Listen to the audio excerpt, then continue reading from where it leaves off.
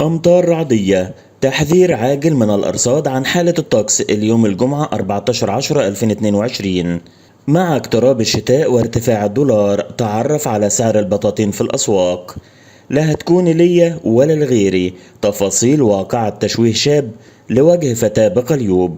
دي كانت العناوين اللي معانا في الفيديو. بعد اذن حضراتكم الناس اللي بتشاهد الفيديو ادعموا الفيديو بتاعنا بلايك عشان نوصله لاكبر عدد من المشاهدين. نقول بسم الله الرحمن الرحيم ونبدا تفاصيل الاخبار. الخبر الاولاني اللي معانا: امطار رعديه، تحذير عاجل من الارصاد عن حاله الطقس اليوم الجمعه 14/10/2022. أعلنت هيئة الأرصاد الجوية تفاصيل حالة الطقس ودرجات الحرارة المتوقعة وفقا لبيان الهيئة، والتي أكدت أن البلاد تعيش خلال الفترة الحالية حالة عدم الاستقرار في الأحوال الجوية.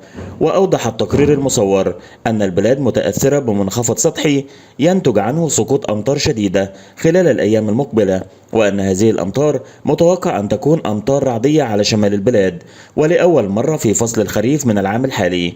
وأعلن التقرير عن تفاصيل درجات الحرارة، فالقاهرة العظمى 28 والصغرى 21، والإسكندرية 27 22، ومطروح 26 22، وسوهاج 30 20، قنا 34 20، أما أسوان ف 35 22.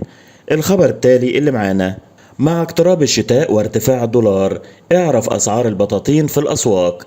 بتشهد الأيام الحالية انخفاضا ملحوظا في الحرارة، إذ يبحث العديد عن أسعار البطاطين مع فصل الخريف بعد انتهاء فصل الصيف، والذي يشهد حالات عدم الاستقرار.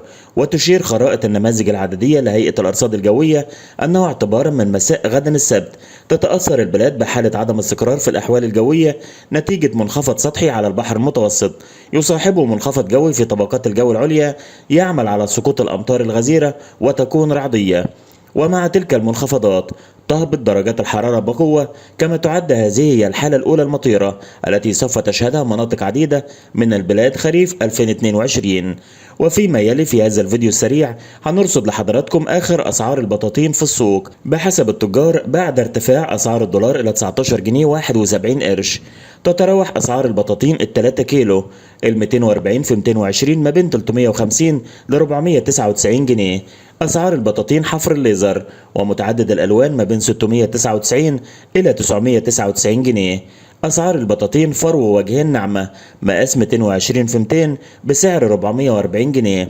أسعار البطاطين 8 كيلو متعددة الألوان ما بين 699 إلى 799 جنيه.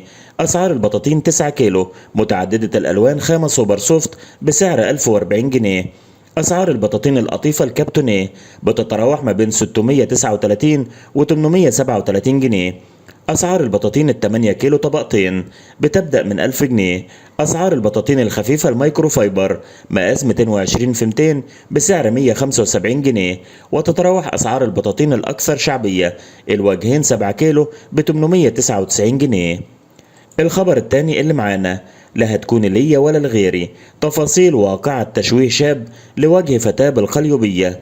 ومن الحب ما قتل، هذه المقولة شهدتها منطقة من طيب قليوب بمحافظة القليوبية، حيث قام أحد الشباب بإلقاء مادة حارقة مية نار على وجه فتاة لرفضها خطوبته قائلا لها: لا هتكون ليا ولا لغيري، مما أدى إلى إصابتها بحروق شديدة بالوجه والجسد. المتهم ويدعى محمد ألف عين وشهرته عسلية قام بتهديد المجني عليها وتدعى إسراء واو عين لرفضها الارتباط به والتقدم لخطوبتها بسبب سوء سلوكه ومشاكله المتكررة مع أهالي المنطقة. وعلى الرغم من تمسك أسرة الفتاة برفض الخطوبة، إلا أن المتهم تقدم لها أكثر من مرة وقوبل أيضا بالرفض.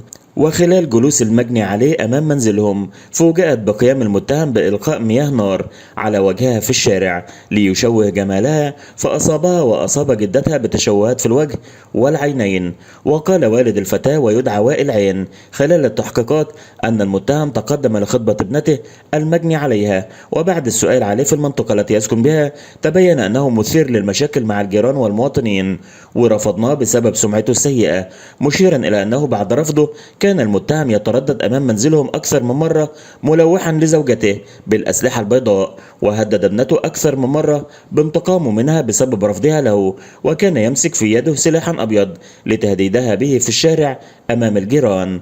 وقالت والدة المجني عليها وتدعى أم إسراء أنها فوجئت بالشاب المتهم وشهرته عسلية يتقدم لخطبة ابنتها. وبعد السؤال عليه في المنطقة التي يسكن بها تبين أنه كثير المشاكل، وأنه لم يتم الاتفاق على الخطبة، ولم نعطي له أي وعد بالزواج من ابنتنا والارتباط مطلقا، وإنما كان مجرد عرض منه فقط. وأضافت أنه بعد رفض ارتباط المتهم بابنتها فوجئت به يتردد أمام المنزل أكثر من مرة، ملوحا لي وللمجني عليها بالأسلحة البيضاء، مشيرة إلى أنه كان يهددنا ويهدد أبنائي بإشهار تلك الأسلحة ومتوعدا إياهم، كما لوح لها أكثر من مرة بإشارات بذيئة، وشتمها وسبها أكثر من مرة وتعرض ليها بالضرب.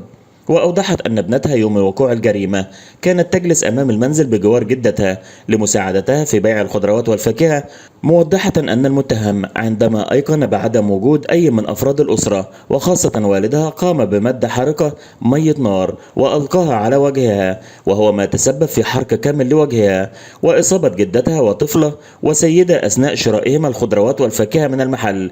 وقال لنجلتها: لا هتكون لي ولا لغيري، وفر من المكان هاربا. وانتقلت الأجهزة الأمنية لمكان الواقعة، وتبين أن وراء ارتكاب الواقعة شاب تقدم لخطبة المجني عليها ورفضها تلك الخطوبة، وقرر الانتقام منها بالتربص لها أمام مسكنها، وقام بإلقاء مية نار عليها مما أصابها هي وجدتها، وتم نقل المصابين للمستشفى. وألقت الأجهزة الأمنية القبض على المتهم، ويدعى ميم ألف عين 18 سنة وشهرته عسلية، واعترف بارتكاب الواقعة وحرر محضر بالواقعة، وتولت النيابة التحقيق. في نهاية الفيديو لو قدم لكم معلومة جديدة ما تبخلوش علينا بلايك.